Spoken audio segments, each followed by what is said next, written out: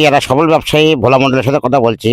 তিনি কিভাবে এই পেয়ারা ব্যবসায়ীতে সফলতা অর্জন করলেন, আসুন আমরা শুনি তার মুখে থেকে। আসসালামু আলাইকুম।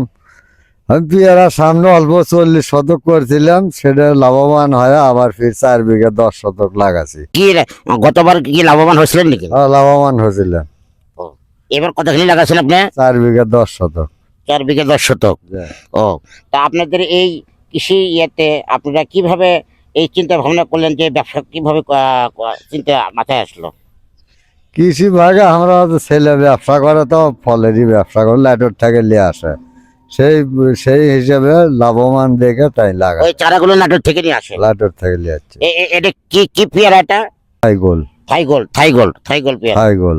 ও আচ্ছা, তাহলে আপনারা এই যে ঔষধপাতি এবং বিভিন্ন কৃষি অধিদপ্তর থেকে কোনো সহযোগিতা পাচ্ছেন কি?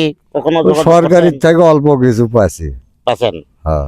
ও, এ আরো যদি আপনারা পান, আপনার সামনের দিকে কি এগিয়ে যাওয়ার জন্য পরিকল্পনা আছে? তাহলে তো আরো করবো। জি জি জি। জি। আচ্ছা, এই গ্রামের নাম কি? কেশবের পাড়া, কেশরের পাড়া।